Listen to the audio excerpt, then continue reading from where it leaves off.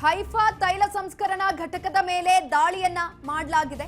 Missile attack ಅನ್ನ ಮಾಡಿರುವಂತದ್ದು Haifa ತೈಲ ಘಟಕದ ಮೇಲೆ.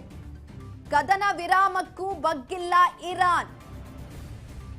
ಮತ್ತೆ ಹೈಫಾ ರೈಫಿನರಿ ಮೇಲೆ ಇರಾನ್ ದಾಳಿಯನ್ನ ಮಾಡಿದೆ. ಹೈಫಾ ತೈಲ ಸಂಸ್ಕರಣಾ ಘಟಕದ ಮೇಲೆ ದಾಳಿಯನ್ನ ಮಾಡಿರುವಂತದ್ದು. ಮಿಸೈಲ್ ಅಟ್ಯಾಕ್ ಅನ್ನ ಮಾಡಿದೆ. ಹೊತ್ತಿ ಉರಿತಾ ಇದೆ ಹೈಫಾ ತೈಲ ಘಟಕ. ಈಗ ಆಲ್ರೆಡಿ ಕದನ ವಿರಾಮವನ್ನ ಡೊನಾಲ್ಡ್ ಟ್ರಂಪ್ ಅವರು ಟ್ರೂತ್ ನಲ್ಲಿ ಉಲ್ಲೇಖ ಮಾಡಿದ್ರು. 5 ದಿನಗಳ ಕದನ ವಿರಾಮವನ್ನ ಘೋಷಣೆ ಮಾಡಿದ್ರು. ಆದ್ರೆ ಅದಕ್ಕೂ ಕೂಡ ಬಗ್ತಾ ಇಲ್ಲ ಇರಾನ್. ದಾಳಿಯನ್ನ ಮಾಡಿದೆ.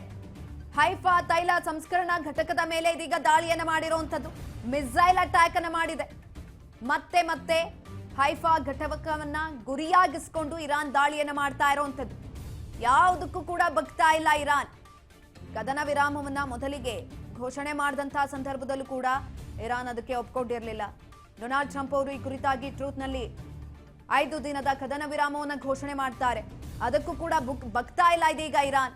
ಮತ್ತೆ ಹೈಫಾ ತೈಲ ಘಟಕವನ್ನ ಗುರಿಯಾಗಿಸಿಕೊಂಡು ದಾಳಿಯನ್ನ ಮಾಡ್ತಾ ಇರುವಂತದ್ದು. ಹೊತ್ತಿ ಉರಿತಾ ಇದೆ. ಅಲ್ಲಿರುವಂತಹ ಅಧಿಕಾರಿಗಳಿಗೆ, ಸಿಬ್ಬಂದಿಗಳಿಗೆ ಎಲ್ರಿಗೂ ಕೂಡ ಡ್ಯಾಮೇಜ್ ಆಗಿರುವಂತದ್ದು. ಈ ಸಂದರ್ಭದಲ್ಲಿ ಅದೇ ಹೈಫಾ ತೈಲ ಘಟಕವನ್ನ ಗುರಿಯಾಗಿಸಿಕೊಂಡು ಈಗ ಆಲ್ರೆಡಿ ದಾಳಿಯನ್ನ ಮಾಡಿತ್ತು. ಇದೀಗ ಮತ್ತೊಮ್ಮೆ ದಾಳಿಯನ್ನ ಮಾಡಿರುವಂತದ್ದು. ಬಿಡ್ತಾ ಇಲ್ಲ ಇರಾನ್. ಯಾವುದಕ್ಕೂ ಕೂಡ ಸುಮ್ಮನೆ ಕೂರ್ತಾ ಇಲ್ಲ. ಸುಮ್ಮನೆ ಬಾಯ್ ಬಡ್ಕೊಳ್ತಾ ಇದೆ ಅಷ್ಟೇ ಅಮೆರಿಕ. ಆದ್ರೆ ಇರಾನ್ ಮಾತ್ರ ಸುಮ್ಮನೆ ಕೂರ್ತಾ ಇಲ್ಲ.